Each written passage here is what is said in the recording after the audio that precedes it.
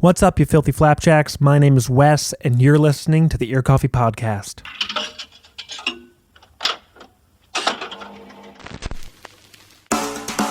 Today, we're happy to have Abe Anderson back on the show for the third time. Abe is releasing his debut solo full-length record, Seasick Lullaby, this January, and he completely reinvented his musical approach in the process. We talked about how he wrote a majority of the record during the initial period of quarantine, how he found the sound he wanted to pursue, and how he put everything together on the record. Without further ado, here's my conversation with Abe Anderson here on the Ear Coffee Podcast. How are you doing today, Abe? I'm doing great. I'm 3 Diet Cokes in, feel wide awake, ready for the day. I'm drinking a weird Mountain Dew myself, so I'm with you there on the caffeine. Is that whiteout? Yeah, whiteout. It's my guilty pleasure. I have not had that since I was like 16. That's reasonable. I think I'm not going to take offense to that because you're totally right. That's very much like what a 16-year-old goes to the gas station to buy. But I'm 23 and doing it anyways. So for anyone who's listening who might not know, or just to kind of put it in the most succinct way as possible, just introduce yourself, share who you are, what the bands you play in are, and just a little bit about yourself to get the ball rolling here. Yeah, absolutely. So I play in a couple different projects. Most notably, I play bass in Nice, I suppose, and then I occasionally make an appearance in Thank You, I'm Sorry. And then I record a bunch of bands too, my own stuff, my own bands, and then so my first solo music I released like a little over a year ago now. Now it's more just kind of like the record I'm putting out is just a big collection of everything I've been making over quarantine since like March, just as finding an outlet for all of the other things that we had planned that have been canceled. Is like, what do I do now? So I just made a bunch of stuff and it's done and it's coming out in like a month. Almost exactly a month at the day of recording. Cool. Let's take a little walk back through memory lane and kind of build up through your discography to get here, because as you mentioned, your first official solo music came out last August, and that was a Slacker EP. But while I was doing some digging, there were a handful of loose Bandcamp singles on there from 2017. I did not get a chance to listen to them, unfortunately. I just made note that they were there. Yeah. So I'm curious, what was the shift between kind of more formally putting out your solo music as with Slacker and all the singles and leading up to this album now, versus just kind of when you would kind of just drop stuff on Bandcamp? I think there may be 2 or 3 songs, just kind of as, I'm guessing, something you worked on and just kind of felt like tossing it online.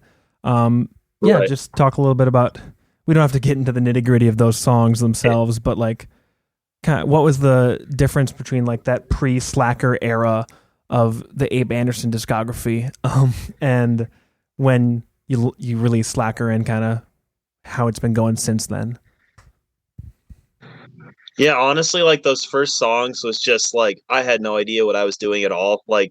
That was I guess 2017. It was that was a year after I was out of high school. And I was just kind of trying to figure out how to record my own stuff. So I had a really a $90 Tascam 4-input interface that it had 4 mic inputs and had 2 line inputs that you're not supposed to use for mics, but I used them anyways. So I had 6 mics to record drums. And I didn't learn how to play guitar till the end of high school. So that was really me just pushing it. I barely could play guitar then, and still now I'm not that good of a guitarist. I've been playing drums way longer than I've been playing. That was really just me attempting to make something, and that was even before I even knew about the whole Twin Cities DIY scene. And I first started putting that stuff out because it was around that time. I think that when I released those first singles, that was I don't even know if I knew the Sage and Roddy yet at that point. If I did, it was right at the beginning. Yeah, you just met them. Yeah. But then I didn't release anything for a really long time, and then I had another project with Sage, and another one of my friends named Colin, and it was like kind of just like a 90s alternative rock band basically, but then like we ended up never like finishing the project, and then Slacker was kind of like me taking the riffs from that and just like because they were like riffs that I thought were like good enough. I wanted them to be like out there, but I didn't have like a Hmm. band to finish it. So I'm like, Yeah. I'll just finish it up, and then got DistroKid and put it out. But then now this is more of like a moving out from that. I did some like random singles, but those are again like up until now all my solo stuff. I didn't really like necessarily take it super seriously. Not that I'm taking it like super seriously Yeah. now. I'm mostly doing it for fun, but it's like filling in the gaps between doing nice stuff. But like since this year, I haven't been able to play any shows or anything. I've had a lot more time to put into it. So 11 tracks. Two of them are instrumental, but still 11 Yeah. tracks. So a lot more than I've done than anything else. So Yeah. like doubling the size of my discography with this one. With So in one fell swoop. Yeah. Yeah, I think when I talked to you about Slacker, one of the most interesting things was that those songs had just been in the works for so long with that older project, and then just kind of finding a outlet for them, and you just kind of like, I have these riffs, I have these melodies, these ideas, just fleshing them out. Versus this forthcoming record, Seasick Lullaby, and this just sounds like there's a bit more intent.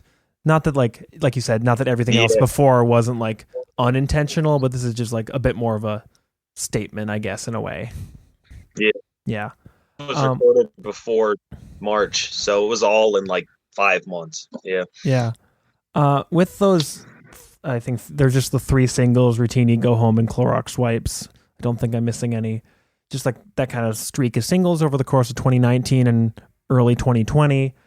Were those all songs that you kind of wrote after Slacker and just kind of in the interim there? And why did you want to just kind of toss them out in there just one by one versus either saving them for a record, whether they would end up on Seasick Lullaby or a completely different project, anything like that, or even just an EP?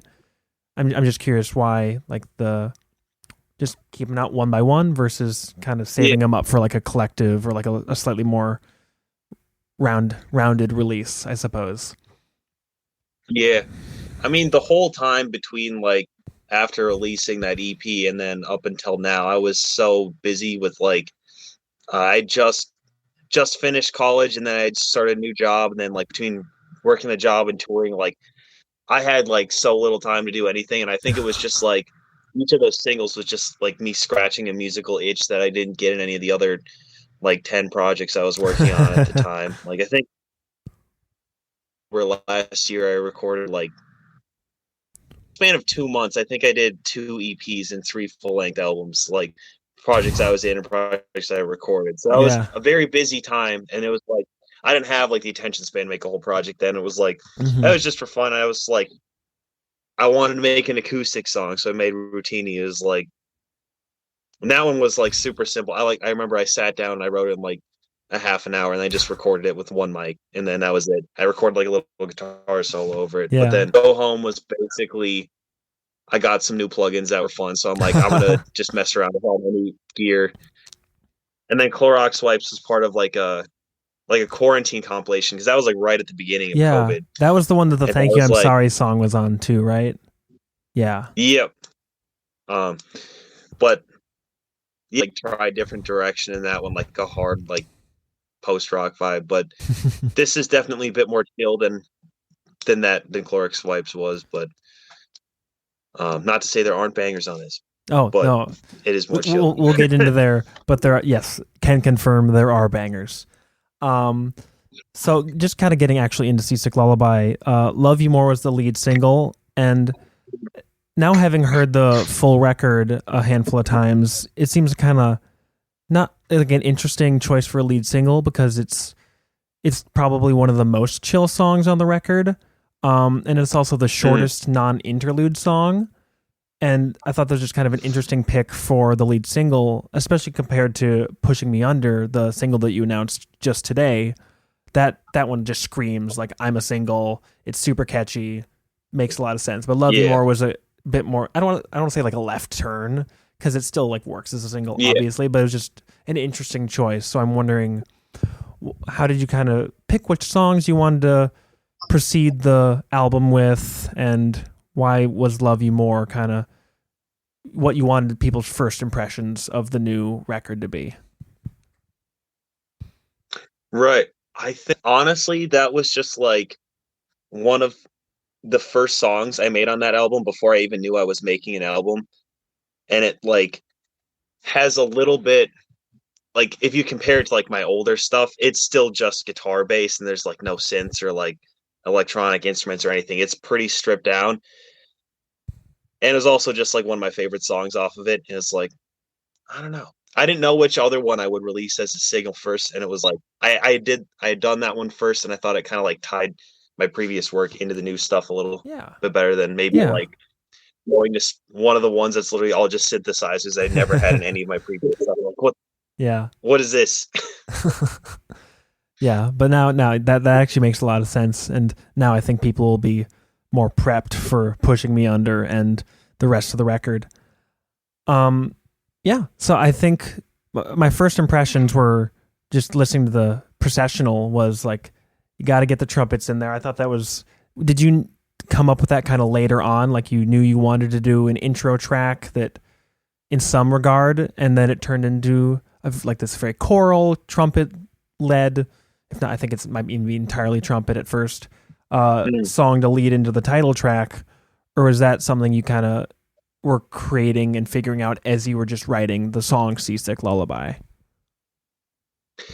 I did it kind of like after the fact because I knew I wanted to have an intro and I knew I wanted Seasick Lullaby to be like the opening track, but it was like trumpet recorded for that and like Seasick Lullaby. So it was like I kind of wanted to tie it in with that and then one of the other songs that comes later. So there's like a reoccurring theme that happens a couple times, like a melodic line that Yeah, in Deepest Blue that comes in on the bridge there. So I kind of like took the melody of that, put it in the intro, but then also mix it with the chords of Seasick Lullaby. So it's just kind of like blending a couple of the other two yeah, tracks with just trumpet. mm-hmm. But I just like I like playing trumpet and I wanted to have Yeah, one that was just trumpet. yeah, And it was no, like I thought it sounded kind of it was like an interesting I wanted it to feel like you were like like a graduation ceremony or something. yeah, There's like like pomp always and like the high school band that's circumstance. playing you up. Yeah, Yeah, and like, basically just like a stripped down version of that. That's why I yeah, named it processional instead of intro. I thought it was so funny. I, I did notice that. I thought that was a kind of like a I don't want to say cheeky, but I thought that was like a kind of like clever turn on just the intro phrase or like the intro title track trope. No shame to internet Yeah, friends, obviously, with just intro. right. Um, so throughout and you kind of even hinted this, mentioning the synths and everything. It's a much more varied kind of production style and songwriting style compared to at least the previously released music of either Nice or Thank You, I'm Sorry. Not that synths don't show up on both their latest records, and especially like your solo stuff. And do you think that kind of stepping out in this new direction that feels much more kind of definitive to at least how you want your music to be right now? Do you think that correlates with just kind of Yeah. your increasing confidence as a solo musician, releasing your own stuff? Because I remember that was something we chatted about around the time of Slacker, and just kind of how you were. That was like the first time you were really putting out your own music in a official capacity, and really kind of overcoming that, I guess, like doubt and everything Right. like that. Do you think like this new sound kind of correlates, and just this more individualistic ideas correlate with your increasing like self-confidence and like just and your just willingness to release your own music, kind of unbeholden to any other project? It's just your name on the bill. Right. Yeah, I mean, a lot of that really just came about of when I was writing this, I had so much more time to focus on it than I'd ever had time to like focus on my own Mm-hmm. stuff before. Because like before I'd always been I was in school, I was working, it was like I had other stuff to do, but like most of this, I think like the songs were all written while I like during that original like quarantine when like because I work at Guitar Center, so it's like I didn't work for like a month and a half, 2 months, and so it's like that's basically all I did was I just messed around with like because I'm not a piano player at all, so like I just like but I kind of like forced myself.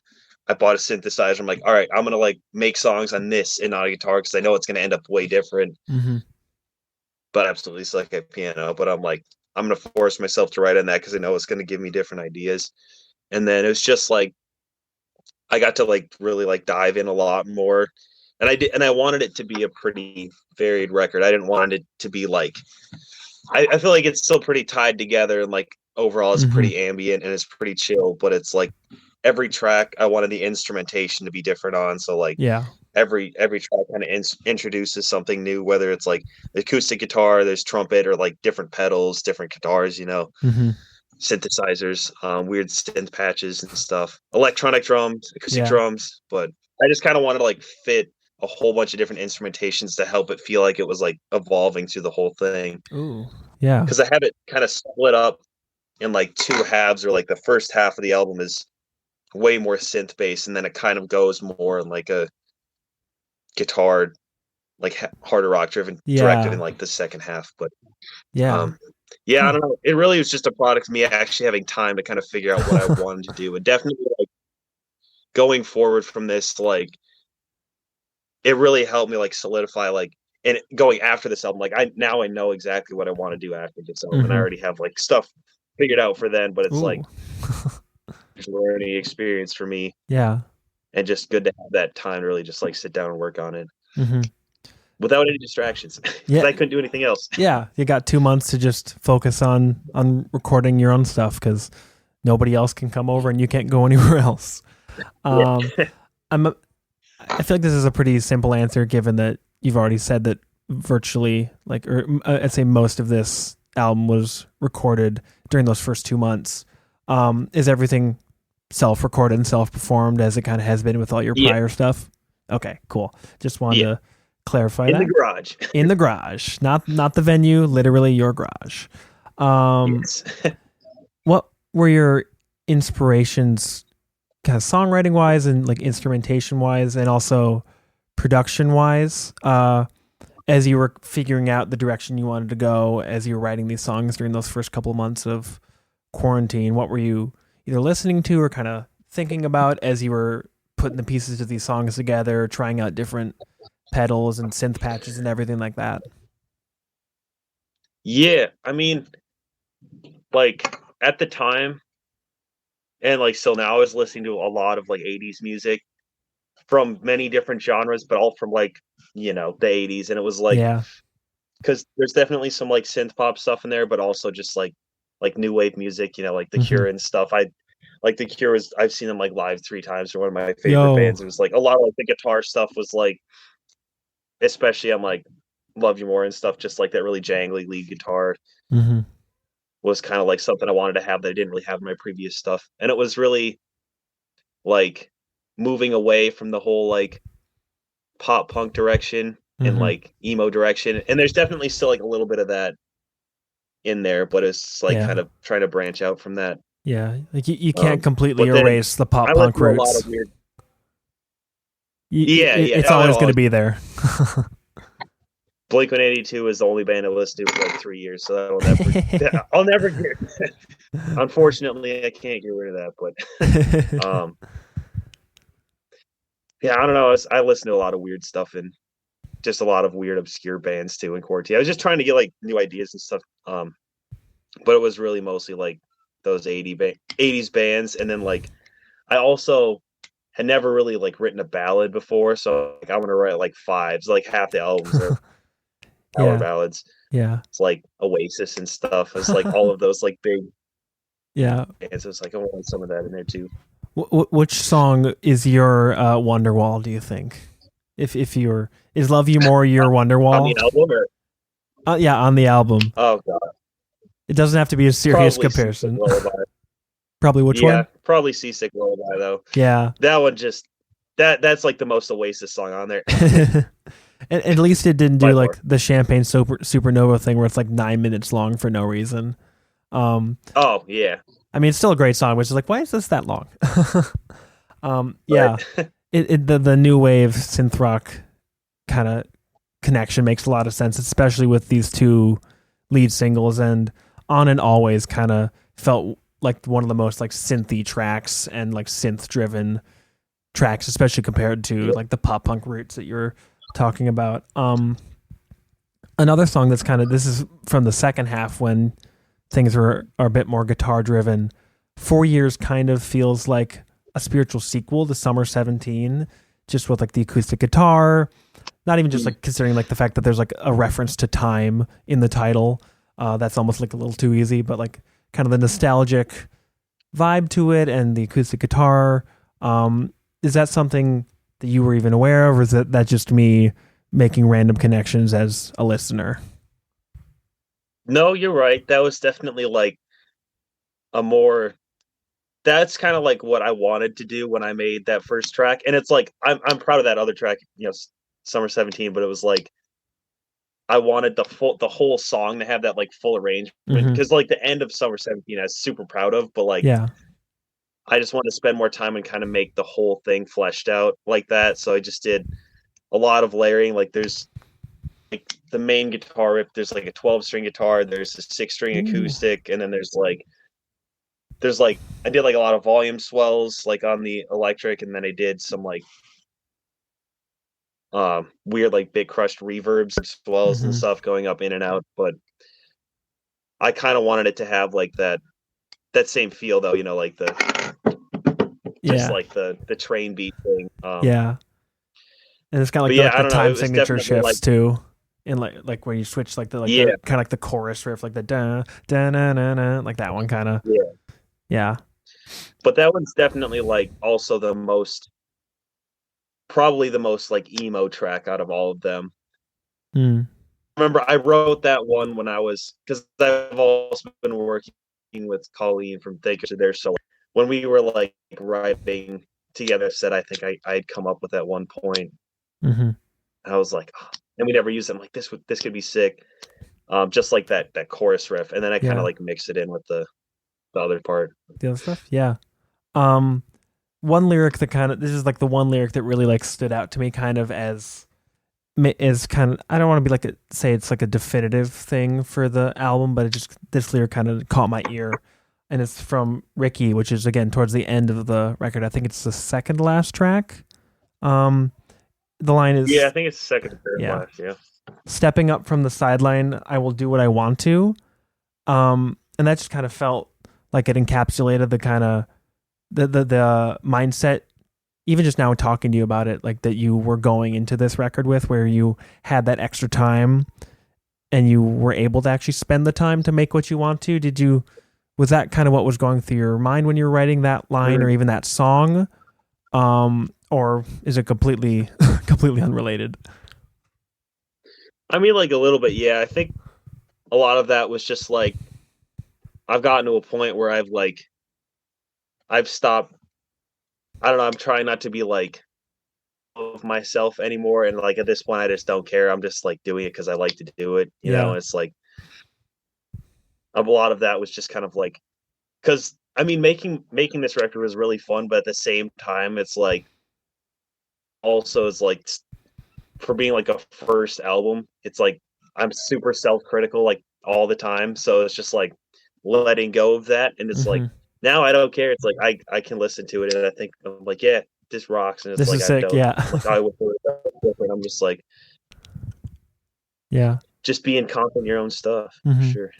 Yeah, I think one of my favorite things to just like I've gotten a lot of this since I live with Dylan from NPS, and we listen to the NPS Yeah. record constantly, like almost every other day it feels like, and they're always so like proud of the record. And I just think when musicians are like that excited and proud about what they've made, I think that's like the most awesome. I love it when people are that proud of themselves and like proud of the Yeah. music they make. Because they're like, hell yeah, you should, yeah, like you should be. This is awesome. Yeah. It's super super cool to see either like you or anyone, just any musician, kind of reaching that point with their own stuff. So hell yeah to that. Um, So I got so much more time to spend on it. I feel like I got that phase of listening to it 100 times and then fixing everything I wanted to fix. And I'm like, all right, yes, it's done. I can put it out. Now it's done. Yeah. Absolutely. Um, so were your interests kind of in experimenting with like the 80s, the synth, a lot of synth stuff, and like the kind of like the overall sound palette people will hear on Seasick Lullaby? Was that something you were already kind of interested in and wanting to go towards before you started writing the record? Or is that something you just kind of discovered as you were going along, like, oh, let's try this. This sounds really cool. What if I did more of this on this song or a different one? I guess, was it more Yeah. conscious or just kind of naturally happening as you spent time just recording and writing during that March and April period? Yeah, I mean, I've always been like a fan of those sounds. I just think I had Mm-hmm. no knowledge of how to do it. So it's like I'm gonna figure out how to do it. Yeah. So I bought a synthesizer and I learned how to fumble my way through playing. And then, but what's nice with synthesizers, you can just do like sequences. You can just program in a sequence and it plays it for you, which is nice. That's But nice. so it took so long to learn how to use that thing because like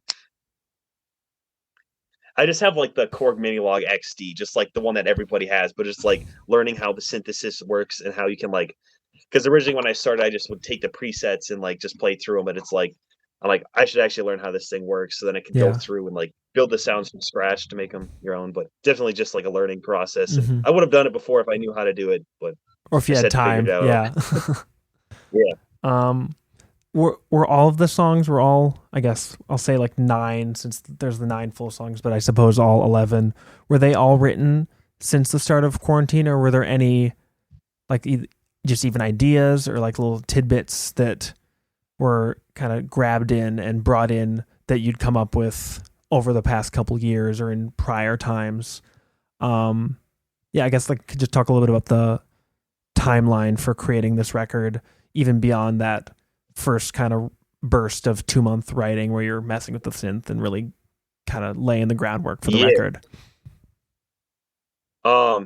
I think there were like a couple of tracks that I were thinking of putting on there that were written like previously, like the winter previously, but every single track on there was written after Clorox Mm-hmm. wipes. Like everything, there was like no overlap, and I kind of Oh, wanted it to be that way because yeah. there's a couple other songs that I have they're just sitting there, they're completely done, but I just like didn't put them on there because it's like they didn't feel right in like the whole progression, and because originally it was going to be like 12 or 13 tracks, and I cut a couple of them just because they didn't like flow right Mm-hmm.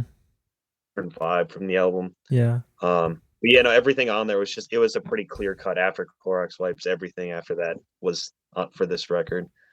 Yeah. Was there anything that you didn't really, I guess, feel like it evolved into a song? Were there any ideas that didn't really evolve into a song until after that first period, or was kind of every like the frame of every song kind of figured out to a loose degree during first those first 2 months?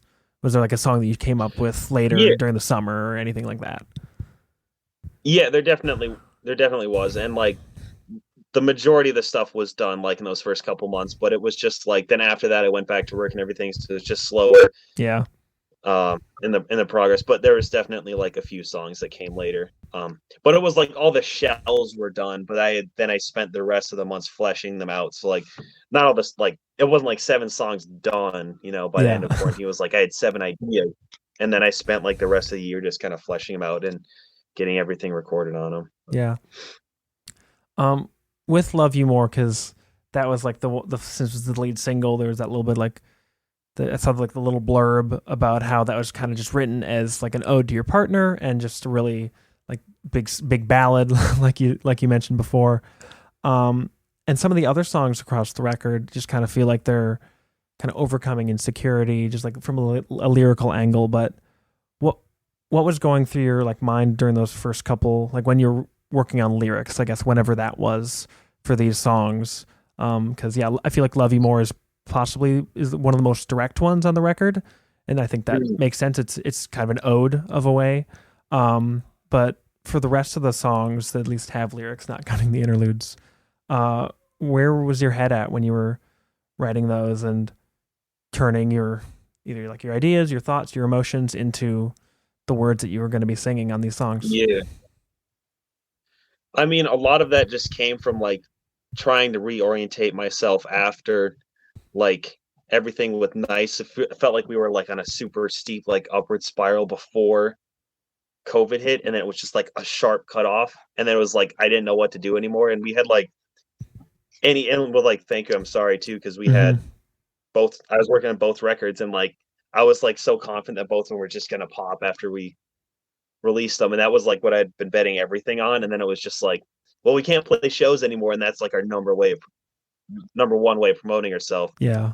and like we had like our first full West Coast tour planned. We were gonna play Fest in Florida. We were gonna do like a full like 25-day full US tour, which I was super stoked for. And they'll happen eventually. Yeah.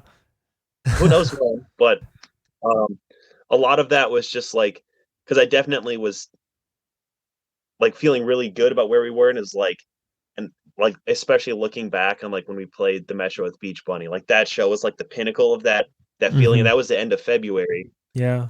And then like a week later we had left for the South by Southwest run. And then a couple weeks after that, everything was canceled. It was just like so Yeah. fast. It was within like 2 days. Yeah. Yeah. And it was just like kind of trying to figure out like, well, what do I do now? Kind of Mm-hmm. kind of thing. And it gaining back like that footing of like a direction that I know I want to go and learning how to only promote online because you can't really play live anywhere and trying to figure out how to translate to that kind of world. Mm-hmm. Yeah. Um, what's something that you either do or approached very differently from both a songwriting and kind of production standpoint for this record? Like this something you approach differently now versus when you were either writing music for Slacker and like the stuff that ended up that, or just kind of writing during that period of your life. Like what's something that you time irregardless, like if you had like the same amount of time to write a song, what's something you would do or approach like differently now versus in 2019 or even before then, just as a musician and producer and songwriter? Yeah, I think now I focus more on like the overall like vibe of a track and the overall like sonic layering and textures and stuff where like then it was kind of just like this riff is sick. I want to make a song with this riff in it, which is a sick way of making songs. But it's Yeah. just like recording more and more bands and stuff and getting to work with more musicians. I've really like changed the way I've thought about writing songs, and it's more like trying to start with an end goal in mind even before I record anything. Mm-hmm. Um, Instead of just like noodling until I get an idea. It's like I want to make something that sounds like this and like figure out how to do it. Mm-hmm. But yeah, it's really just more like trying to like see the bigger picture instead of more just like noodling around with riffs that I thought sounded cool. Yeah. I guess this is a kind of off the cuff follow up. Do you have any specific kind of experiences in mind when you said that about like working with different bands and how that kind of opened your mind to different perspectives on songwriting and approaching recording? Like, do you have any specific experiences that really stood out to you as just kind of like thinking like, wow, I never thought of working on a song or writing a song this way. I wonder what would happen if I applied that, like kind of that approach or that idea to my own stuff. Were there any really kind of like standout experiences with recording other bands like that? Yeah, I mean, honestly, a lot of it came with like working with that solo project with Colleen because like Yeah. a lot of that was because I mean we had recorded like the Thank You record already and we recorded the Nice record already, but like that was like you know songs for a band that we could play live, and this was more like Colleen bringing like a song to the table that was basically like the structure of the song was done, like all the chords and the guitar part and like vocals and stuff were set in stone, but everything after that it was like okay, what kind of vibe do we want to go for and like what can we build around this? Mm-hmm. Because a lot of that stuff that we were recording with all at the same time, so like um it's just like that was probably the biggest change in like how I did stuff, and it was like more the mindset instead of just like having a band in to record and more of like that production mindset. Like, all right, if I was like the producer on this track, like what would I do if I have like this Yeah. very basic Mm-hmm. structure? Like, what would I do to make it sound like the best version of itself? Yeah. How can I elevate But I got this? yeah, but because I recorded I don't even know how many songs with Colleen at this point, probably like 10 or 15 tracks we've been working on. So it's just like since this whole quarantine time. So I learned a lot from that process. Yeah. Yeah. Uh, this is kind of the inversion of that previous question. What's something that you, if there is anything, I guess, something that you approach or do pretty similarly, if not the same, now versus back before in like 2019? What's something you approach kind of the same way now and then? Yeah, I mean, I think the way it's a good question. The answer could be no. Like there could be The nothing that you process approach the is, same, which would be I mean, the recording interesting. process is really has been the same the whole Mm-hmm. time because it's all just been me by myself. Like, True. and I think a lot of that is like, would my music be better if I took input from other people? Probably, but it's like not the point of the project because it's just like I can do whatever I really want to. It's like no one can tell me no, you know. And it's True. like because I work on so many projects and there's just like specific ideas I wanted to get out there. So it's just like it's Mm-hmm. just me recording. Like, I mean, I recorded like Slacker in the basement of my old house in Minneapolis, and I recorded this in my garage. It's not that much different, you know. Mm-hmm.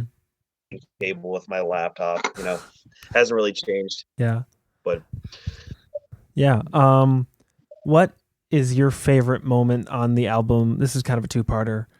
Your favorite moment on the album as a songwriter and as like someone like the person that arranged the songs and constructed them, and what's your favorite moment from a production standpoint? Because I feel like those could have very distinct answers, though they very well might be the same, which would be interesting. But I'm just curious to hear what you're kind of most proud of as an artist on these songs. yeah,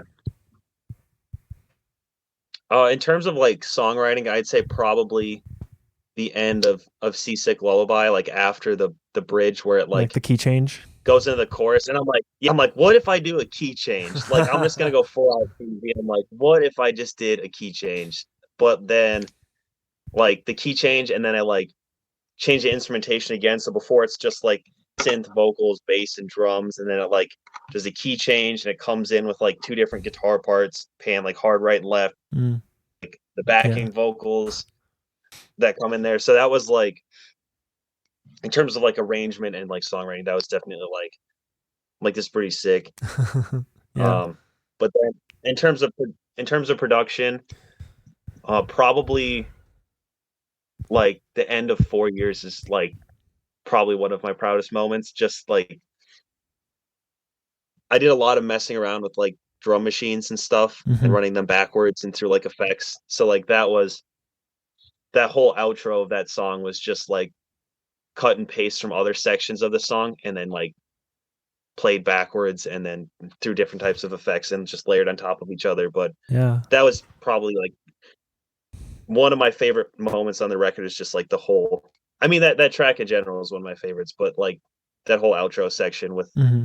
like just getting progressively like less and less where it's like it cuts out the acoustic guitar and everything and it's just left with like that and the drum machine where it swells with like I took the drum machine clip, I played it backwards and then it like swells into it Ooh. and then brings back the other tracks. But that one I had a lot of fun with that one. Yeah, it sounds like it. That those are kind of all my questions about the actual album. But kind of my last official question is, how does it feel to have released three very different albums, all within the span of 6 months, even if two of those were recorded in essentially a different world than the one that Seasick Yeah. Lullaby was recorded in? That's still just like a huge thing to be releasing three records within the span of 6 months in varying capacities and varying roles. But kind of what's your perspective on that? How are you feeling about having done that now as of January when Seasick Lullaby releases?